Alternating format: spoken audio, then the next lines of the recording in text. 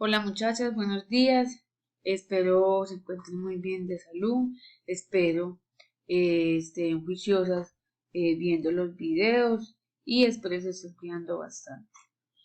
La clase de hoy, muchachas, o este video, lo que va a pretender es que darle como el toque ya final a las funciones para que logremos terminar ahora sí del todo esa temática del primer periodo y logremos pasar al segundo periodo con las funciones trigonométricas, ¿sí? Entonces, vamos a dar un último repaso de ello. Y dice, las propiedades de las funciones, ¿sí? Vamos a ver cuáles son esas propiedades de las funciones para que podamos avanzar para las funciones trigonométricas. Entonces, las propiedades de las funciones son varias. La función inyectiva, la función sobreyectiva, la función biyectiva, la función creciente, la función decreciente y por último la función constante. Entonces, de cada una de ellas vamos a hablar acerca de ella para que logremos entender toda su definición, ¿sí? Comencemos entonces con la función inyectiva o también conocida la función 1 a 1, ¿sí? Esa es la que nos dice que si para todo par de elementos diferentes del dominio sus imágenes son diferentes, es decir, que todo elemento de llegada, de partida, debe tener un elemento de llegada. Yo no puedo decir que, digamos, esta gráfica es la gráfica de una función inyectiva. Yo no puedo decir, digamos, que mi imagen 2, ¿sí? Va a tener un punto de llegada en B y también va a tener un punto de llegada en C. No. Tanto los elementos de partida deben de estar con un elemento único del conjunto de llegada. Bien, ahora pasemos a la función sobreyectiva. La función sobreyectiva, muchachas, es la que nos dice que cuando el rango es igual al codominio, es decir, que cuando todos los elementos del codominio son imágenes de por lo menos un elemento del dominio. Es decir, esta segunda imagen es es la gráfica de una función sobreyectiva. Entonces, ¿qué nos dice? Que si nosotros tenemos un conjunto de elementos de partida, ¿sí? Yo puedo tener dos elementos en el conjunto de partida que tengan una sola imagen en el conjunto de llegada. Es decir, que nuestros elementos de partida pueden compartir un elemento de llegada. Ahora pasemos a la función biyectiva. La función biyectiva, muchacha, es la que nos dice que esta es biyectiva siempre y cuando sea inyectiva y sobreyectiva, ¿sí? O sea que a cada elemento del codominio debe existir un único elemento del dominio X, tal que la función siempre sea igual a Y, ¿sí? Esta tercera imagen es la que nos enseña que cuando una función es biyectiva. Ahora, pasemos a a la función creciente. La función creciente es la que nos dice que si nosotros tenemos unas coordenadas y un conjunto en donde está el elemento A y el elemento B, y si al aumentar nuestros valores en X, ese intervalo que nosotros tenemos, también va a aumentar los valores correspondientemente a esa función, ¿sí? Es decir, que si nuestra función contiene a ese intervalo de A, B, entonces esos intervalos en el momento de nosotros aumentar el valor en X, ellos también van a aumentar. La gráfica de una función creciente es esta de acá, ¿sí? Miremos que la misma palabra nos dice, y es que es creciente, o sea que ya va a estar siempre en aumento, ¿ya? Ahora pasemos a la función decreciente. Una función decreciente, muchachas, también nos habla acerca de un intervalo y nos dice que si al aumentar los valores en X en ese intervalo, esos valores van a disminuir, correspondientemente a los valores de la función de f de x. Es decir, que si dentro de esa función yo aumento los valores en x, ese intervalo va por el contrario a la función creciente, van a disminuir, ¿sí? Y la gráfica para una función decreciente es esta de acá. Igual, como su nombre lo indica, decreciente, es decir, que siempre va a estar disminuyendo, o sea que va a estar hacia abajo. Ahora, por último, muchachas, vamos a ver las funciones constantes.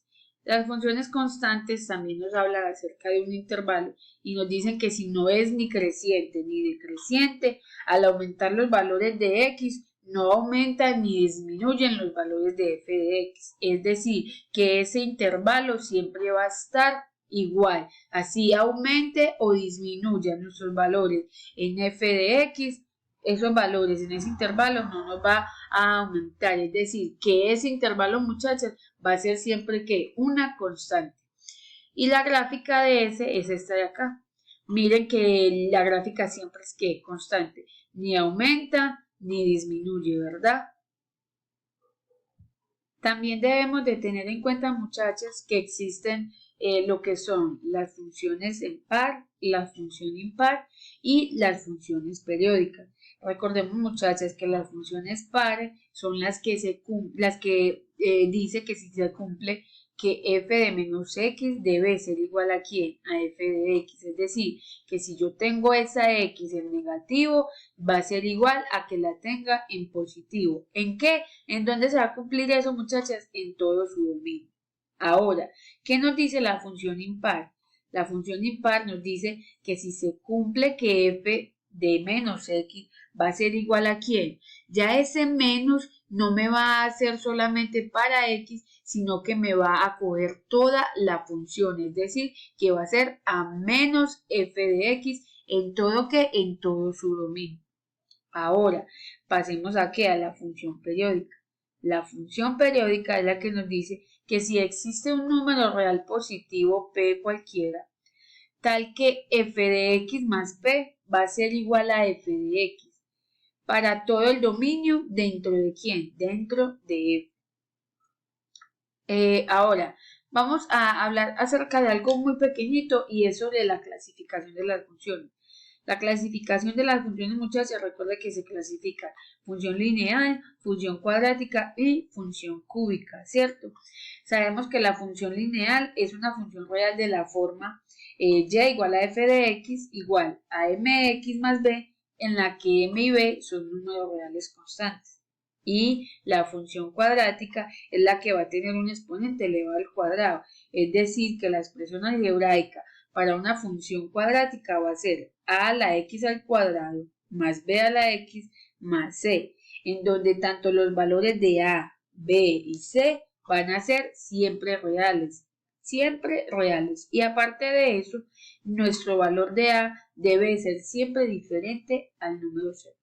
Y por último va a ser la función cúbica, que es la que nos dice que es una función real cuya expresión algebraica es y es igual a f de x igual a x a la 3 más bx a la 2 más cx más d. Es decir, que esta función cúbica va a tener que tanto parte lineal como parte cuadrática, ¿sí? Y aparte de eso va a tener un término que va a estar elevado aquí al cubo.